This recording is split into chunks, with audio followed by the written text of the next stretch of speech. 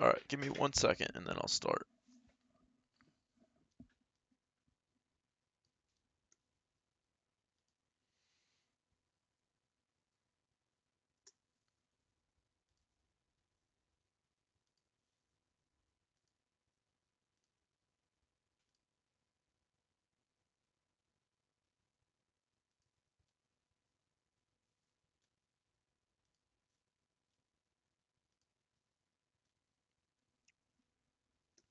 Alright.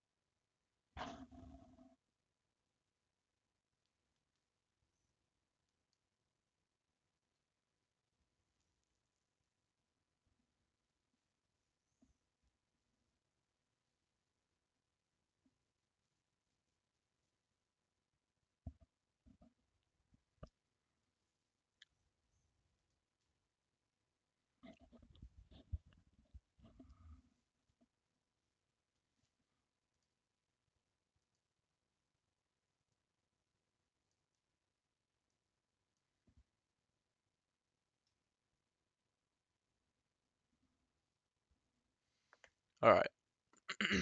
So the question was, what's the difference between, or you want to know what's the difference between options writing and buying, and what's the difference between, or understanding writing calls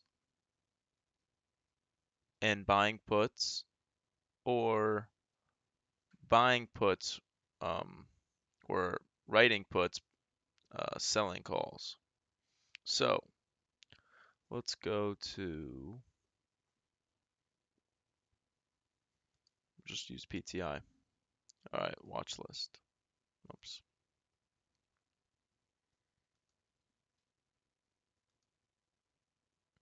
All right, so we have the options chain here. It might be a little bit, we gotta explain it on here.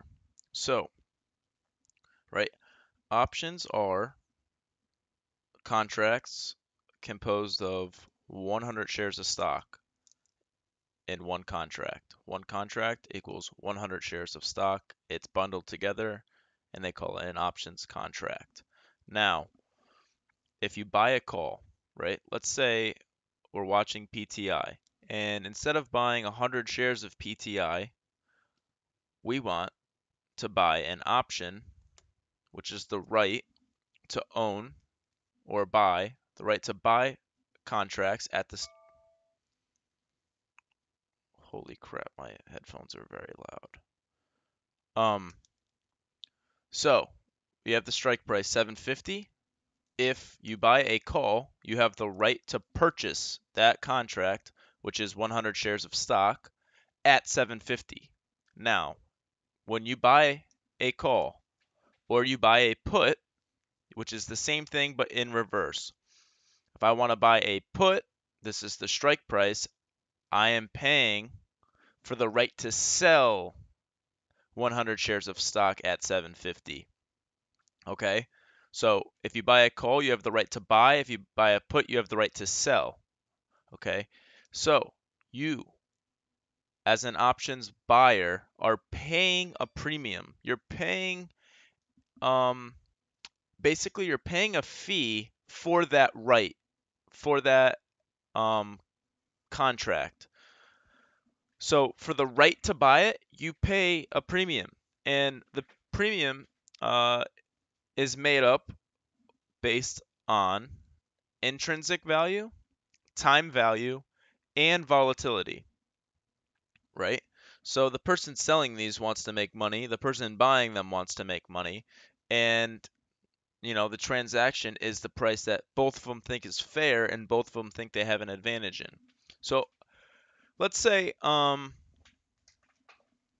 wanted to short PTI, but there's no shares available to borrow. I could instead of buying the premium, I could sell the premium too. So now, let's just say I sell these. Let's just say I sell, what's 250? Oh, that's a month away. Let's see what these are trading for. $1. So if I wanted, I could sell these for $100. Now, these are trading with no intrinsic, 2 cents intrinsic value, which is the difference between the current stock price and the strike price. So 754 minus 750 is 4 cents. There's 4 cents intrinsic value. So most of this is time value, which is little time value, which is 1 day. These expire tomorrow. So if this is not above 750 tomorrow, this will be worthless. 0. Now, also you have to take in consideration volatility. Right now, volatility is implied volatility is 596%. That's insane. That's a lot of volatility, and that's why the premium is so high on a contract that expires tomorrow. Okay? Now, if you write a contract, here, let's make a little guide. If you buy a call buying a call, that means you are bullish. That means you want the stock to go up. If you buy a put, you want the stock to go down. You're bearish. Now, if you sell a call, you are bearish because you want the stock to go down. If I sold these, I want the stock to go down so I will make money. As long as it goes, I don't care how far it goes. I just want it under 750. The further it goes under 750, the better, the more confident I feel. Okay?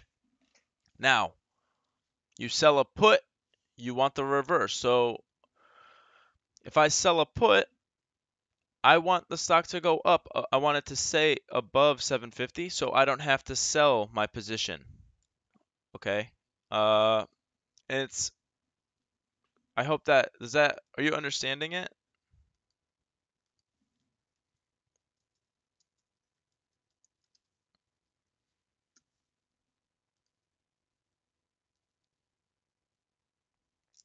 You can't Okay, if you sell a call, right? Um you can lose much more than 100% because if you're a seller, you're only taking in the premium. So, if if you sell a call on PTI and PTI goes to 10, you're now looking at a big loss. You're looking at 10 minus 7, you're looking at a $250 loss per contract. Okay? And yes, you have to. If you sell puts, you can't lose all of your money because the price of a stock can only go to zero. But in theory, if you sell calls, you have unlimited risk. That's why a lot of people are against option writing, call writing, I should say, and short selling because there's no defined risk. And when there's no defined risk, you can get burned.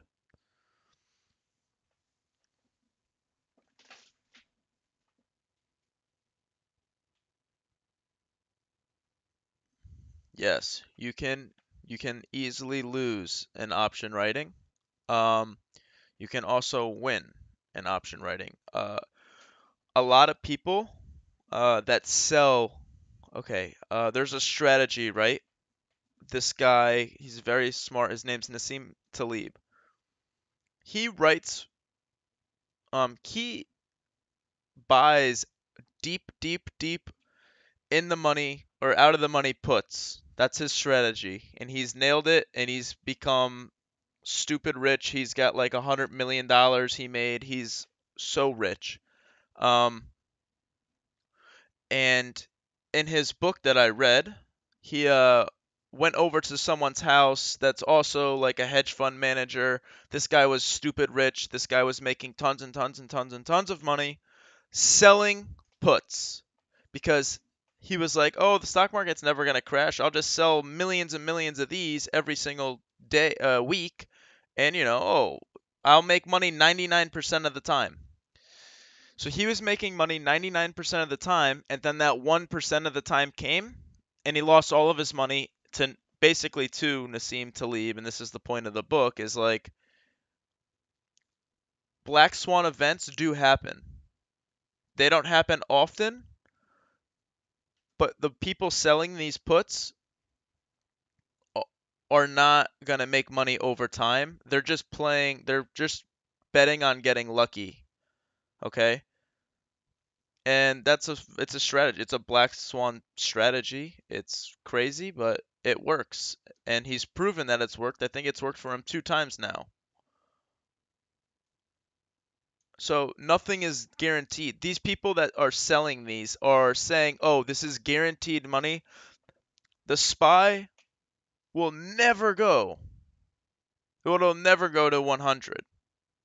And like obviously no one's gonna buy this because it's like, is the SPY gonna go to 100 by tomorrow? No. Like the odds of that are so minuscule. that someone's willing to sell 50,000 of these and they'll make $50,000. And you see how fast these ass sizes are moving?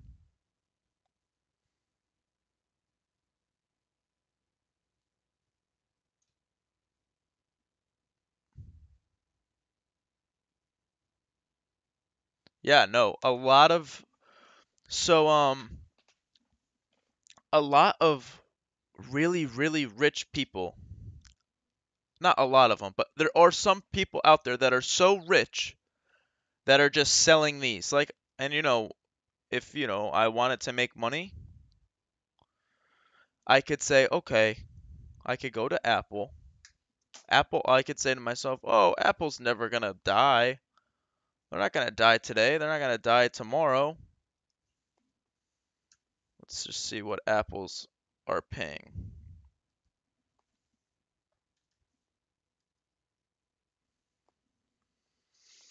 And I can say, okay, Apple's not gonna go to 190 today, and I can sell 1,000 of these. 1,200 and make $1,200 at $1 a contract. Okay? But let's just say something really bad happens to Apple right now. Let's just say, I don't know, maybe they get hacked and everyone's iPhone pictures are now on the internet, and that's gonna send Apple stock price way, way, way down. And that's where the danger in put writing is. And, Tesla. Let's say Tesla, something crazy is gonna happen. Damn it, I wanted to short Tesla at 270. Okay, let's say Tesla. You say, oh, you know what? I don't like Tesla. I think Tesla's gonna go bankrupt, right? And I can say, oh, Tesla's gonna go bankrupt. Let me sell some of these calls. Tesla will go bankrupt by 2021. That's my thesis. Now I come in here and I say, oh my God, I can make $3,000 per option that I write. This is insane. I'm gonna write. I'll write all of these. I'll write 11.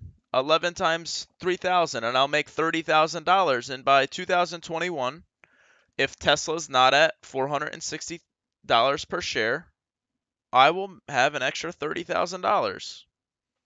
Now, the chance of Tesla going to that is absurd to me. But yeah, that's how it works. And if you buy it, right? Okay, and this is how people make a lot of money in options when it goes their way. What's a stock? What's a stock that? Oh, TLRY. Now, you can use options too this way. The market is saying, if you see the spread, right? What's this trading at? This is trading at 155.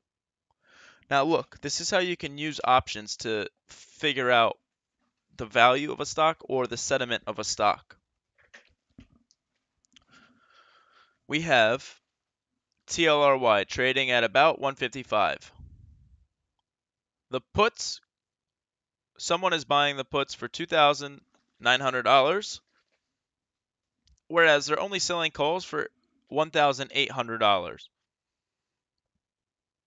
Why is this relevant? Because this is saying that the market is telling us there's a very good chance that TLRY goes lower from this price. And the chance it goes higher is not as good because people don't want to pay it. Okay? So that's basically how options work. Now, this is how I made a lot of money with Elfin.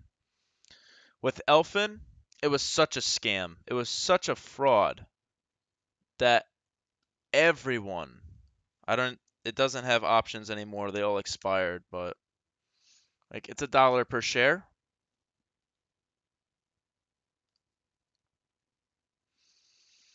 since the ticker changed, I don't know if they have the whole chart up.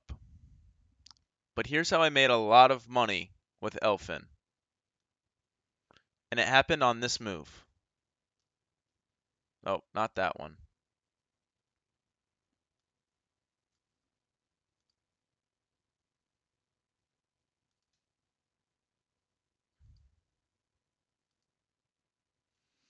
All right. Elfin, right? Went to 150 bucks a share or some stupid shit like that. Okay. Yes, this move right here. I can't zoom in because it won't let me. But here's what happened. Let's go back to TLRY.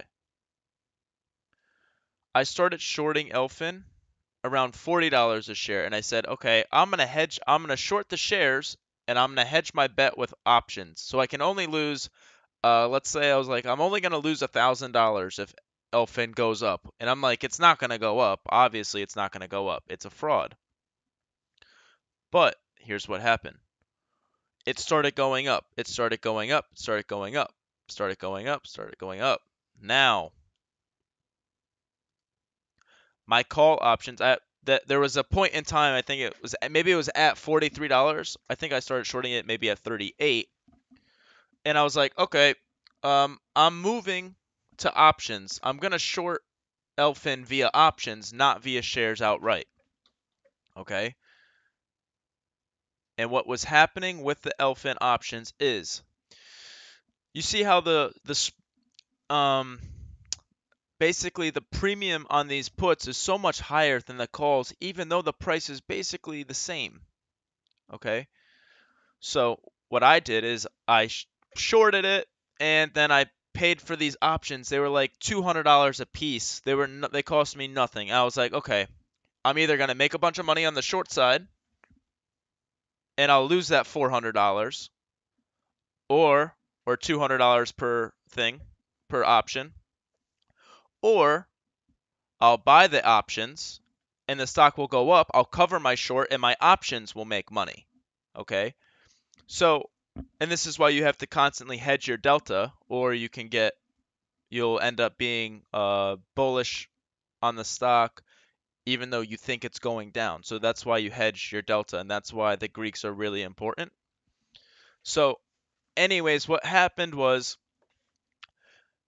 and this was the fantastic thing about Elfin, and this is what you really could have made a lot of money in Elfin, because call options, this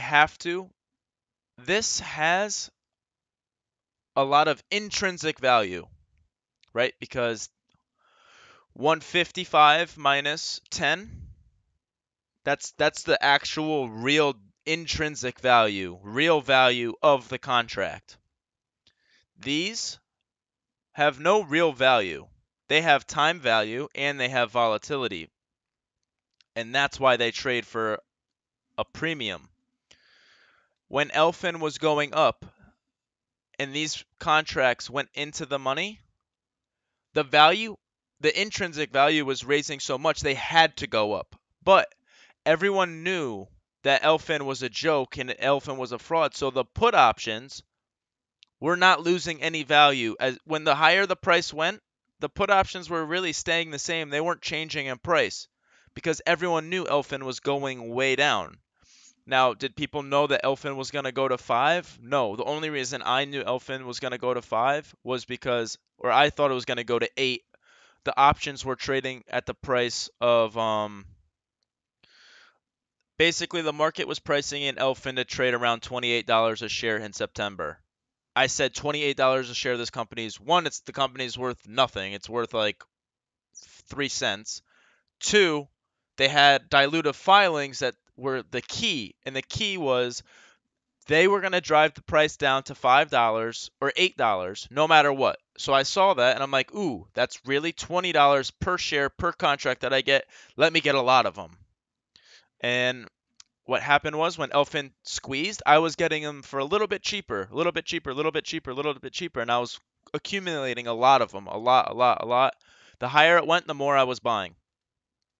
And my calls, every time I bought, puts, I was also buying calls. And when Elfin squeezed up, when Elfin was squeezing, my calls were actually making me lots of like hundreds of percent on my calls. Like I was making tons and tons of money on my calls, right? Because it squeezed, and I bought them for $200 a option, and next thing I know, my options were all worth $2,000 per option.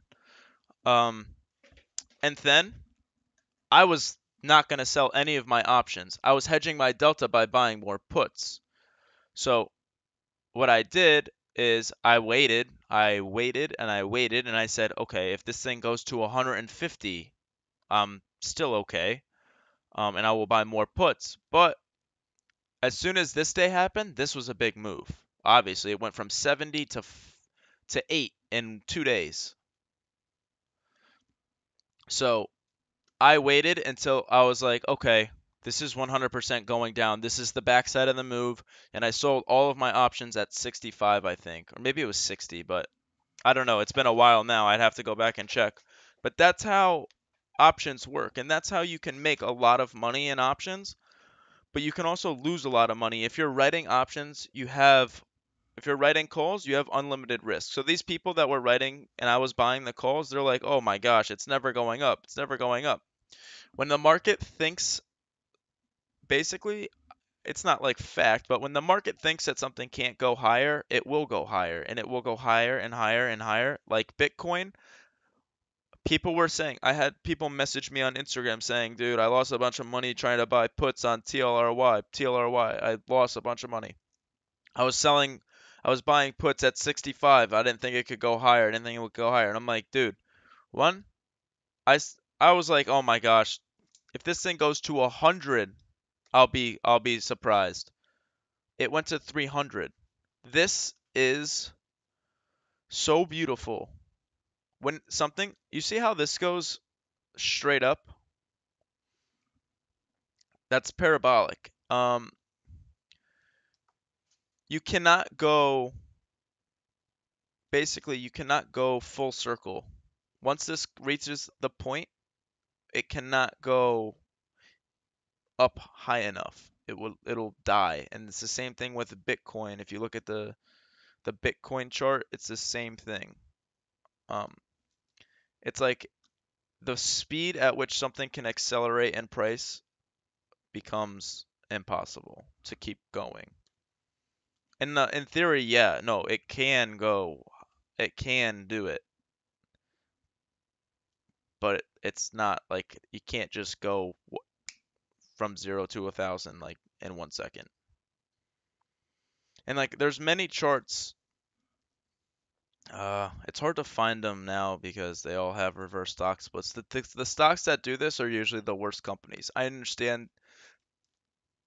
Let's look at how much value this thing has. I mean, this isn't even a good, like, this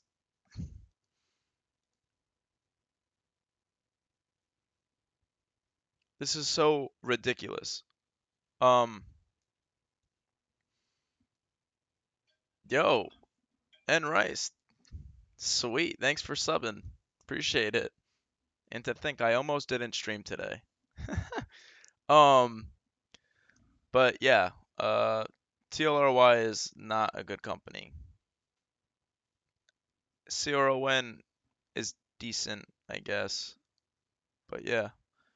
Um, I kind of went off topic.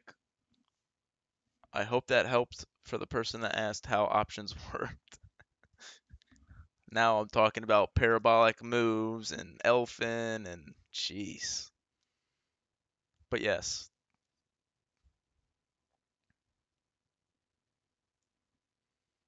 what makes Tilray not good? A lot. The CEO. No, I'm just kidding. Let's take a look at TLRY.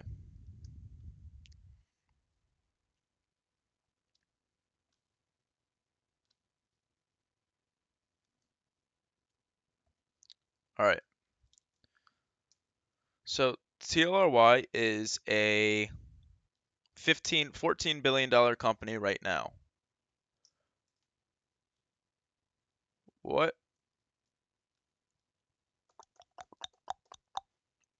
14 billion dollars.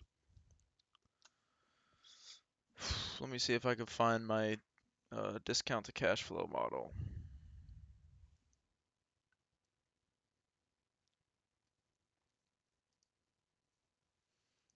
I think I lost it.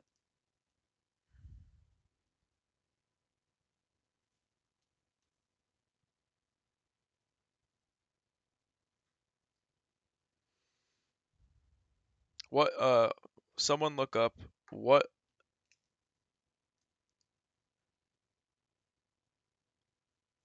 what is TLRY's,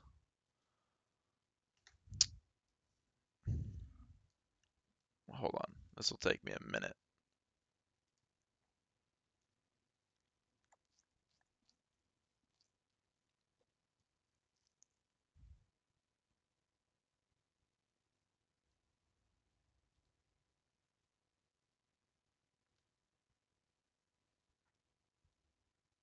Where is my,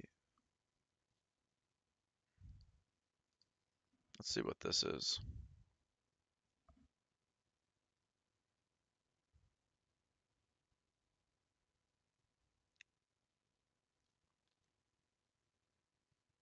That's just research I did on Tandem.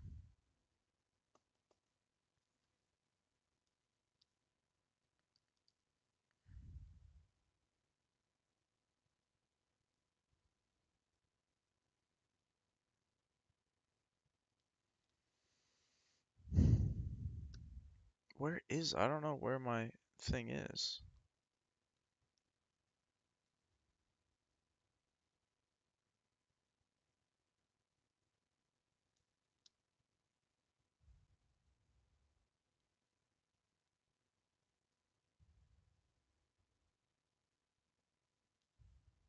Duh. Duh. First one. Jeez.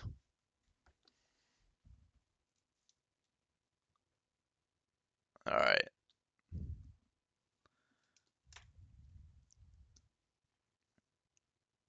Do I put earnings into dividends or fund for a more long saving? Um, I'm not sure what you're asking, but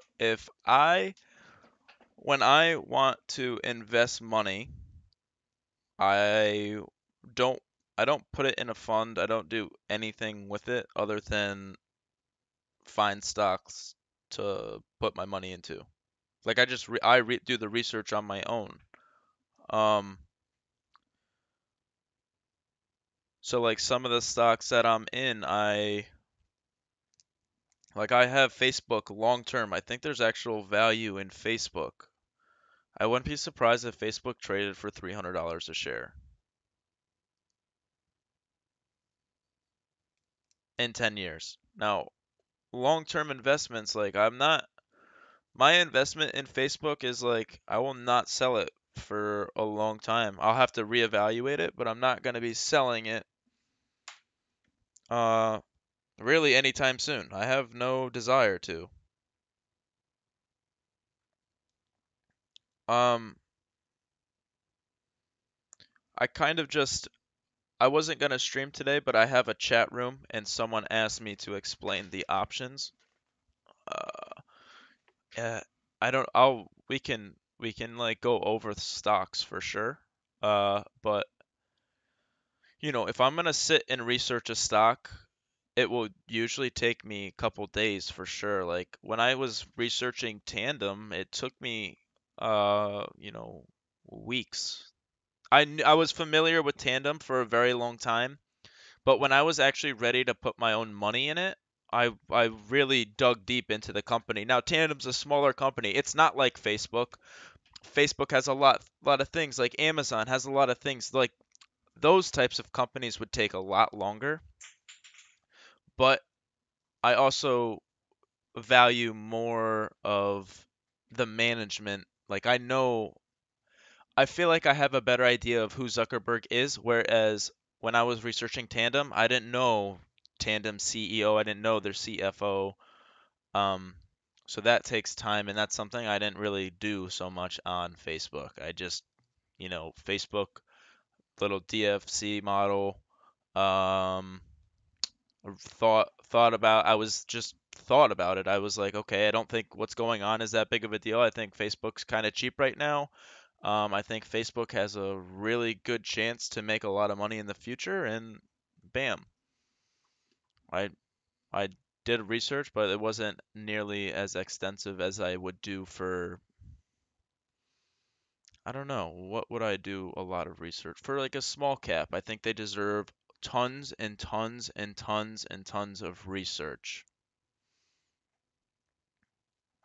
Like, okay, so I found Tandem at $2 a share, but I did not buy it until $3 a share, and I was like, what the hell's going on with the market? I was asking everyone that I know that even has a clue about the market, and I was saying, yo, what's going on with this? Why should I not buy it? So mostly when I find a stock, I want to know if I do my research and I find out why I like it. I don't want to do anything other than find out why the smartest guy I know doesn't like it after I do my research, because I'll have my little sheet like Warren Buffett says.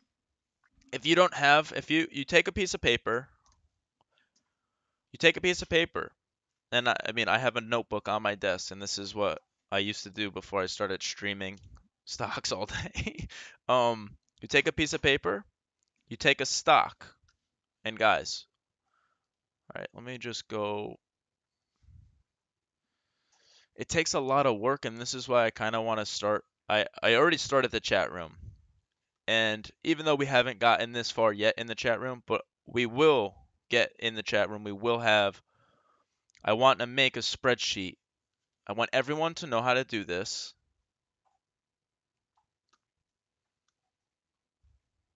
And we'll have a spreadsheet, and it will be like this. It'll be like one day I'll just come on here and I'm just gonna make the spreadsheet, probably like on a Saturday or Sunday, and I'll just make it and I'll stream it and we'll all just sit in here and we'll be like, okay, ticker, what's important? Okay, PE,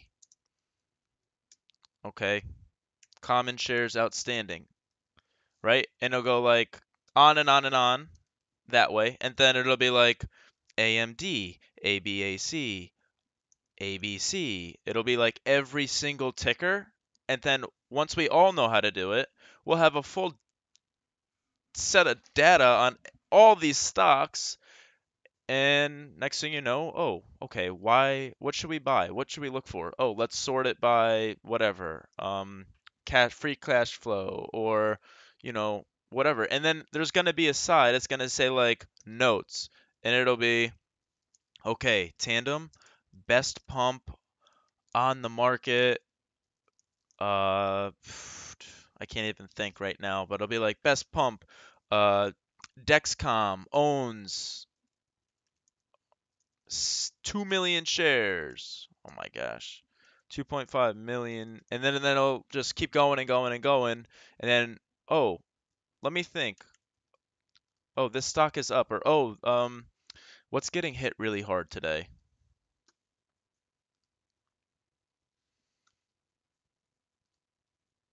Let's look at big caps, like real companies with maybe that actually have moats. Or even a company like ECYT. A lot of people were bearish on it, and ever since I started reading these short reports, this company's been going up and up and up. And honestly, people were like targeting Tandem. Um, I'm about to like I was a pretty avid Tandem bull. I was pretty fired up about Tandem when I found it. I was looking a lot of people. I tweeted about Tandem like when it was at $3.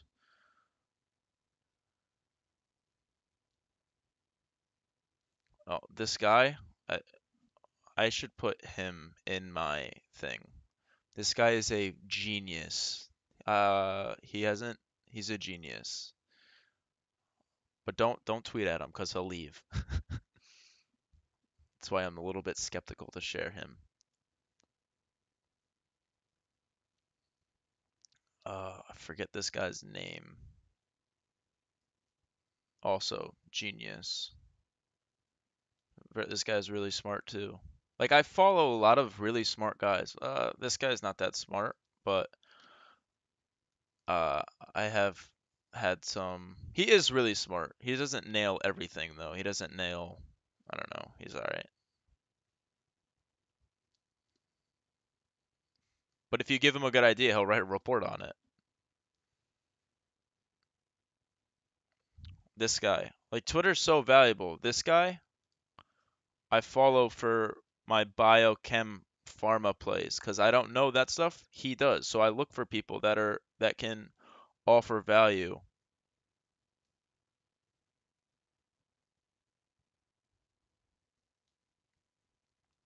And then there's a lot of people that are like, this is the Nassim Talib guy that I was talking about that made all of the money. I read a couple of his books.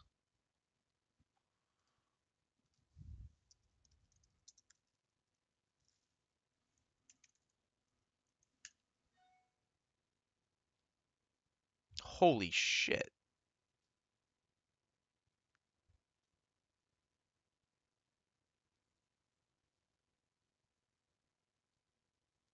He's worth 69 billion?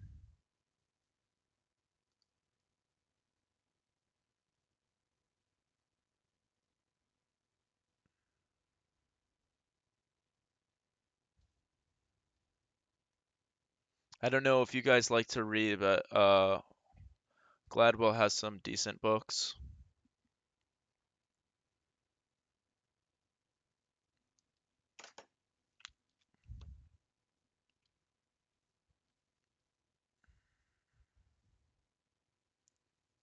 Wow, I thought he made like 300 million or 100 million or something like that, but 69 billion. That's insane. I don't think that's right. That's not right. All right, back to the DTF. Oh, and then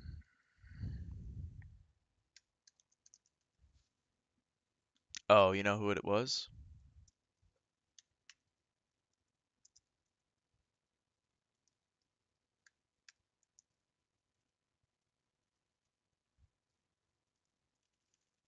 What the hell was that guy's name?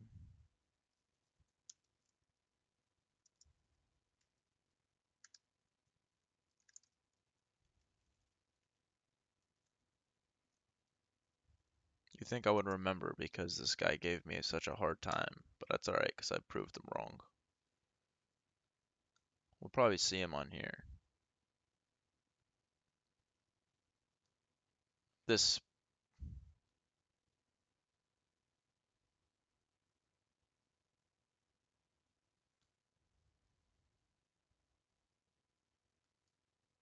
this is the guy. This guy's got a lot of followers. BP Rising. I'm glad this guy called him out. Follow him just for the hell of it because he called him out on me.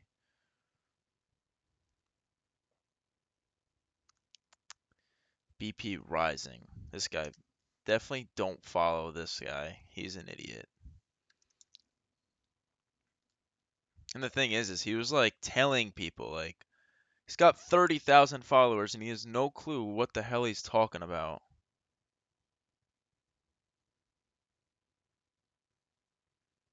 That's a good call though. I like that tweet. All right, I'll follow him. He's not as dumb as you think, but he's not very smart.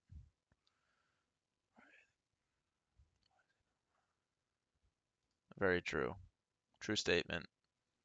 All right, maybe he's not that dumb. He was just wrong about one stock. That's why a market works. That's why markets are so beautiful.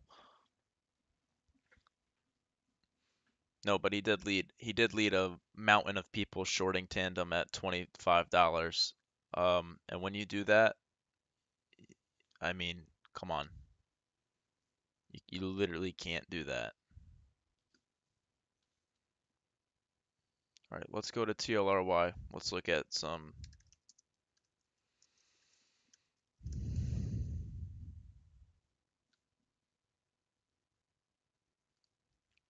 We'd have to look. This would take a really long time to do, but we can just look at some things with TLRY.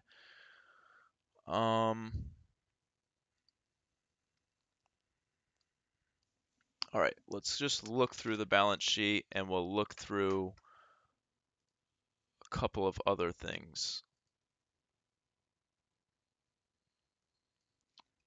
All right, current assets. $25 million in cash. Okay, good for them. $25 billion, $15 billion company.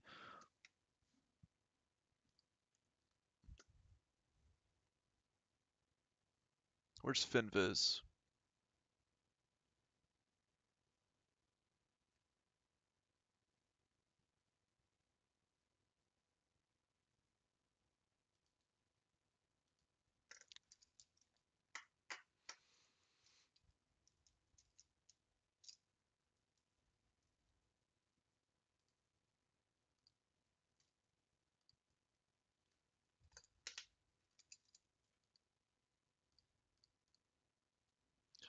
Um,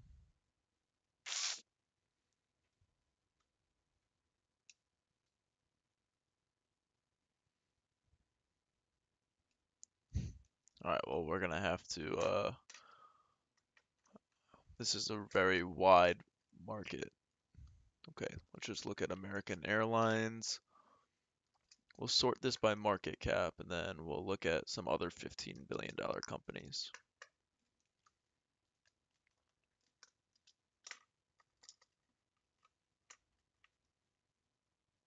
I think TTWO, isn't that the, oh, we're on Twitch. Isn't this the gaming company?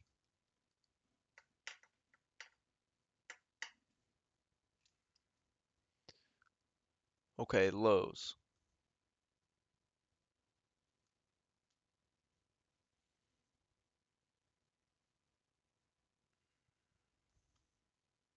All right, we know what Dish Network is. I'm actually curious to see what they look like. MGM, Resorts and Casino, we know what they look like. We know what kind of business that is. All right, that should be good. We got a couple $14 billion companies. Let's just compare them. Even though they're not in the same industry, let's just see what they look like, compare. Let's find one that we really know. All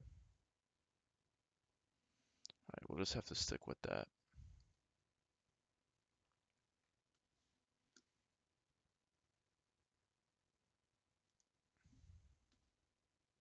Okay, American Airlines.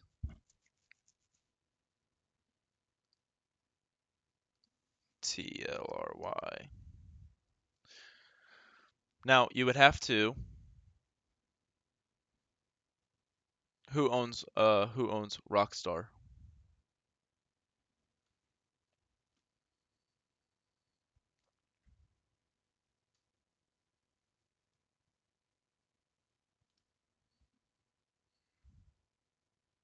And they do the gaming, right? Oh, Rockstar Games. Okay. Yeah, yeah, yeah. Okay. Okay, so their sales are $1.76 billion dollars. Yeah, yeah, yeah. Okay. American Airlines sales $42 billion dollars. Lowe's $14 billion dollars. Who is this? Dish Network $14 billion dollars. MGM $10 billion dollars. Tilray 28 million with an M, million. Like, come on. That's such a joke. Um, and look, we're gonna get varying answers for all of these, but the fact of the matter is, okay, does Tilray have a profit margin on here? No, the gross margin's 50%. And this stuff isn't 100% right, but okay, 300 employees, American Airlines, 126,000 employees. Take two, 4,500 employees, 18,000 employees.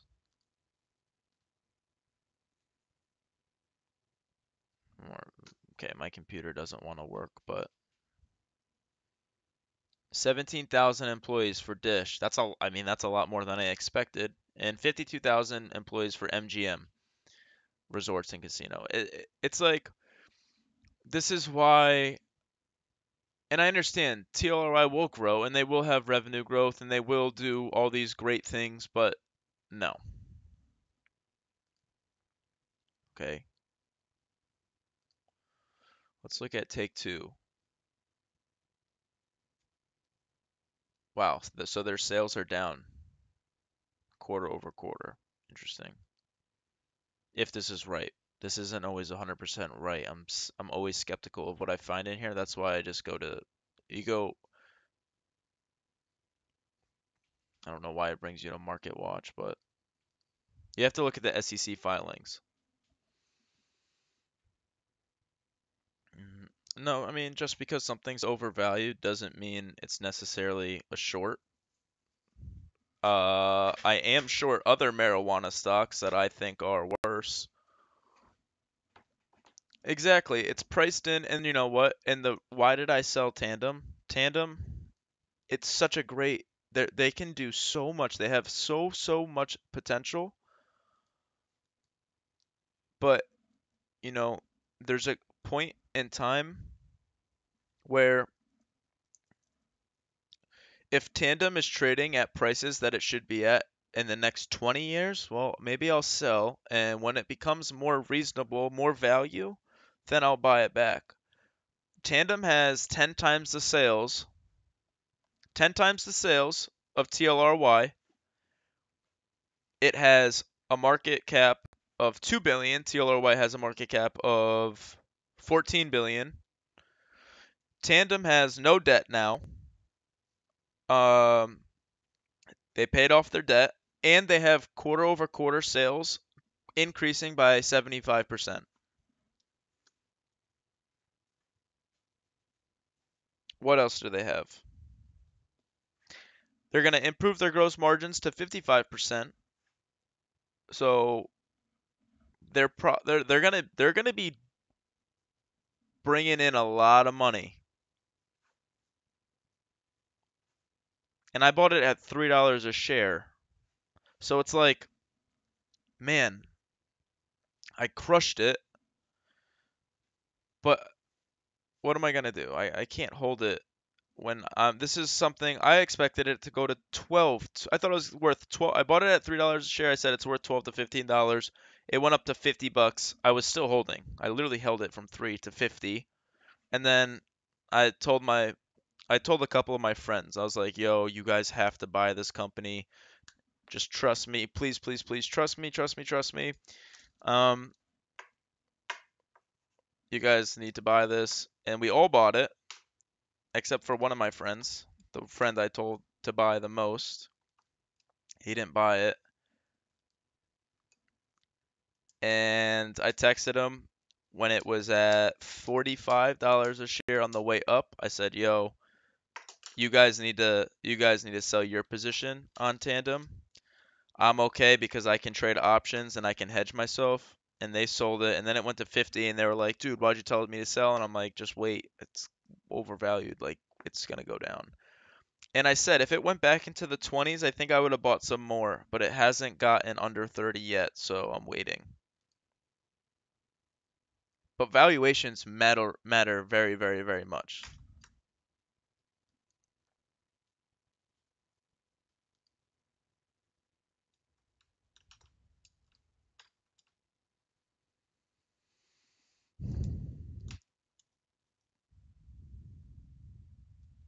Current liabilities. Did they raise cash?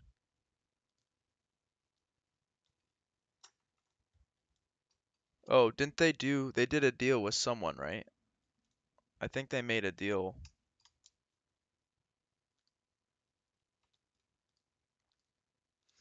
You know what TLRY is doing? You know how TLRY is raising money? Uh, so I wish I I didn't make any money off of the marijuana stocks on the way up. I made a good amount of money on the way down.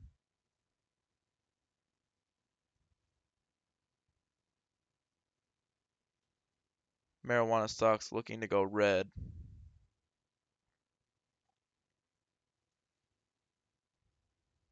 Where's IGC? I'm down on IGC today. I'm short IGC. It's the worst out of all of them. NBev is probably the second worst out of all of them.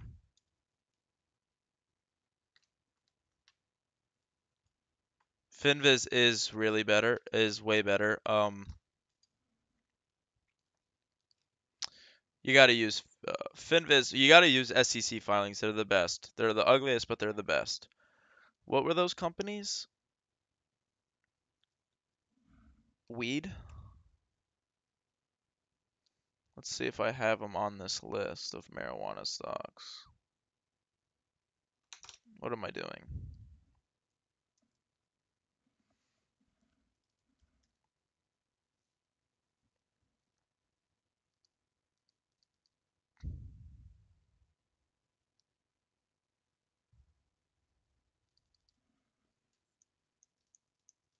OGI.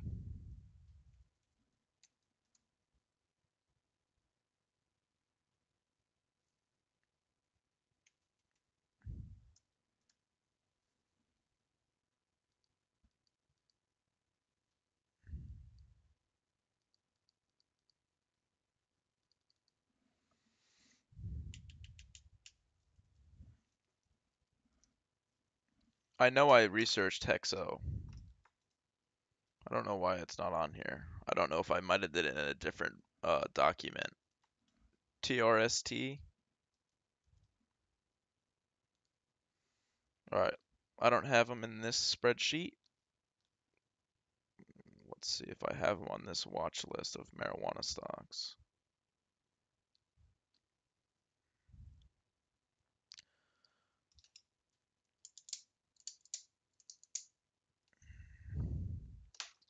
Oh, you know what? Oh, see, I have them on TRST, HEXO, OGI. Which other one? TRST?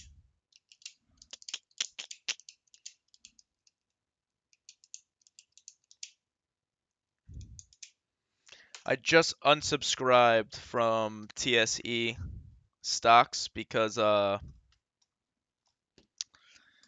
was paying like $45 or maybe $40 a month or something stupid like that, and I never ever I barely ever use them. There was a couple of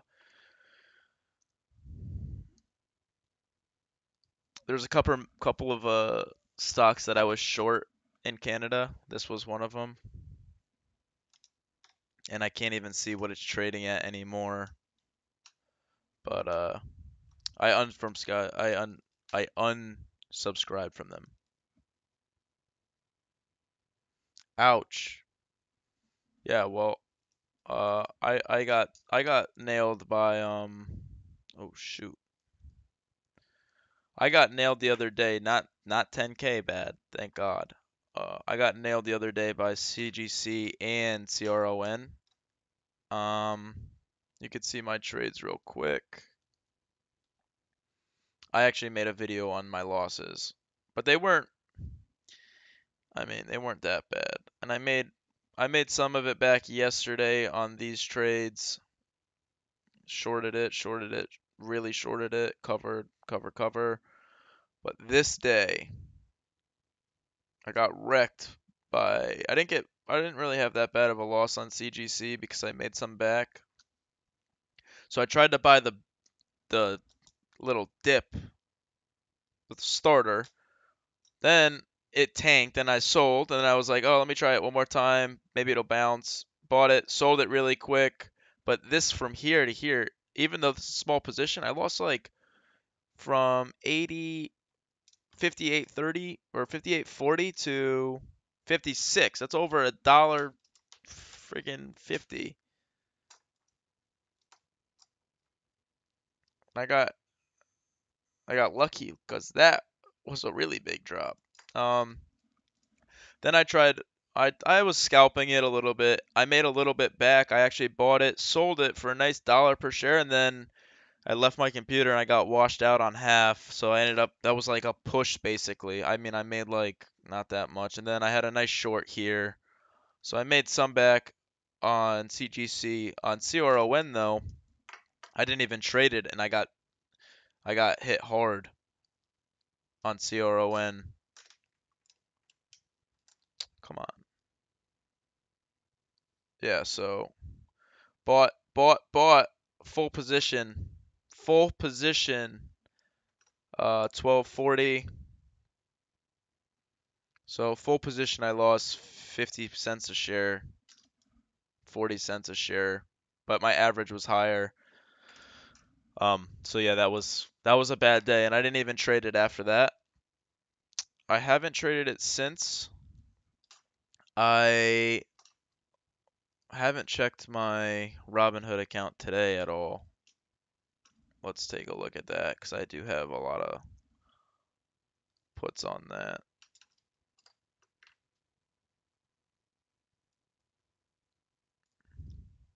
I'm down $192 today.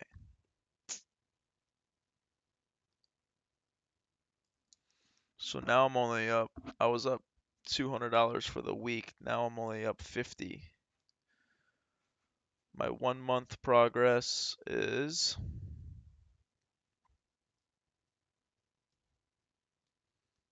$400 on this. 6. Dang it. I was up 100% on the year. I was almost up 100% on the year. Now I'm only up 90. What am I in?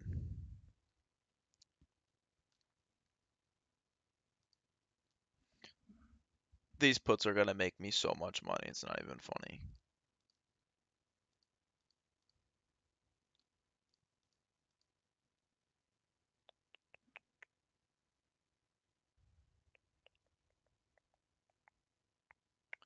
These calls, I ate the L so I could hedge my position on these puts.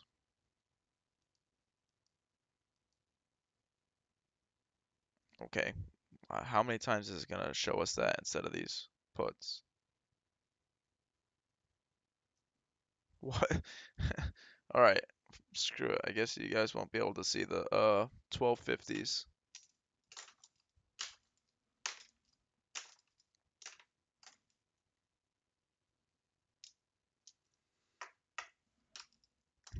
I wanted to buy some. Wow, that shocks me.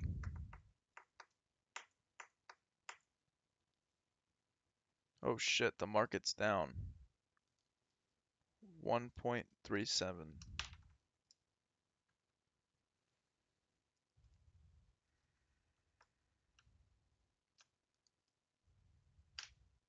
You bastard.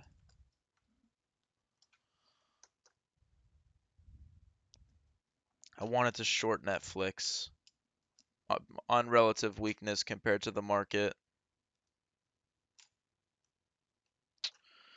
Dang it.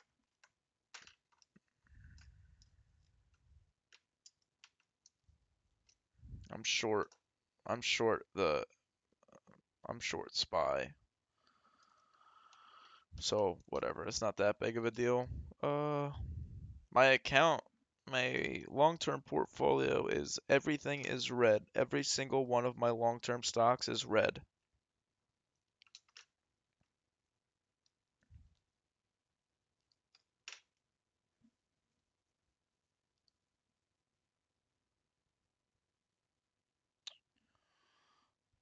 Man, and I had this.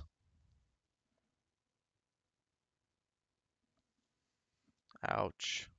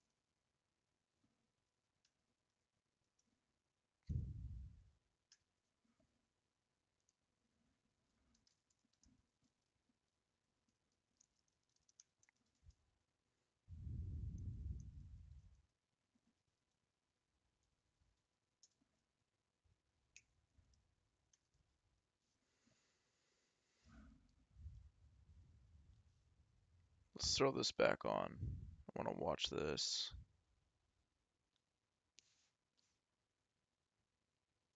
Oh, you bum. I had an order to short this. I was really hoping we would get a push. Wow. All right, well, let's take that off.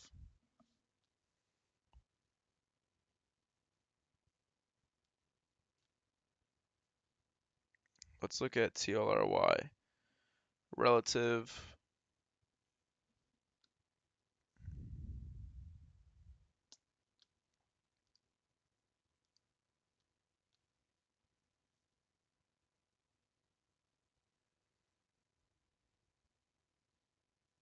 My computer's really moving slow today.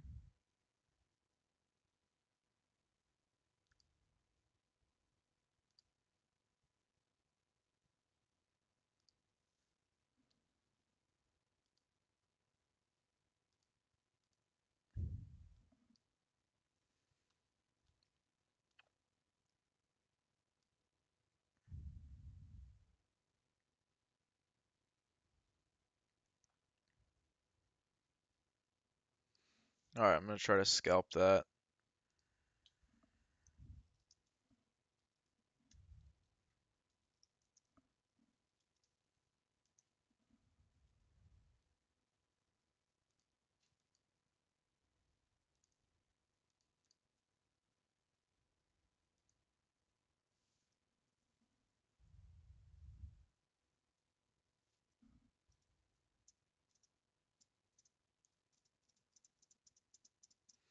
All right, let's see if we get filled on.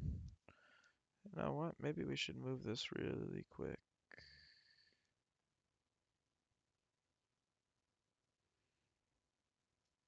Is TLRY gonna go red?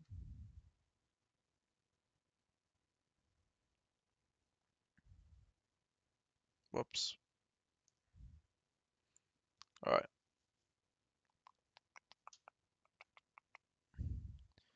So volume histogram is telling us that there's support here at 49.50. Let's see. Stop out 30 cents. All right. Let's see how this does. Would like to see TLRY bounce. This goes red though. Wash out for sure.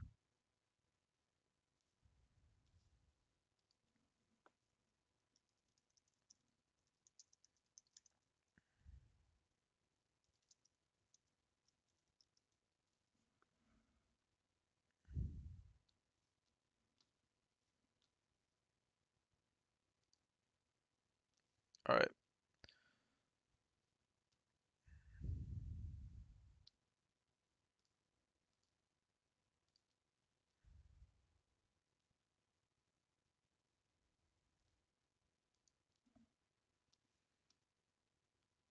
I'm watching TLRY. If TLRY goes red, I'm selling. Um, I will sell CGC immediately.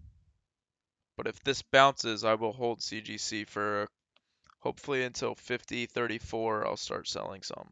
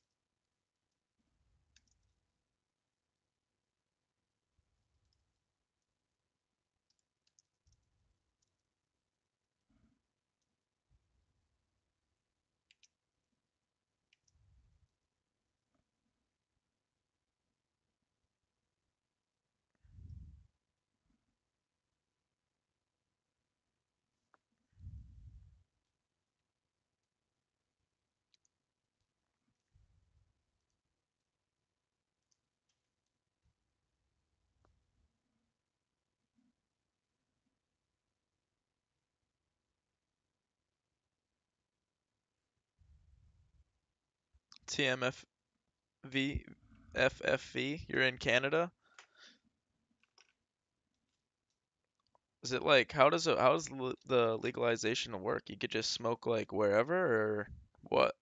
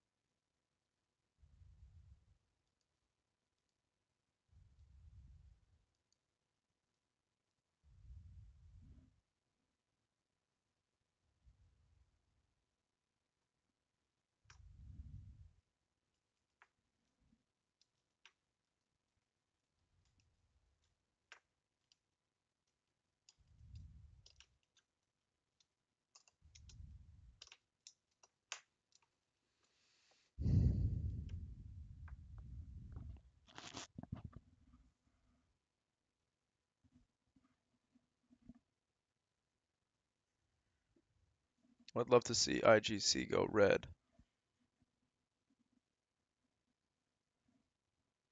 All right, CGC's at 50.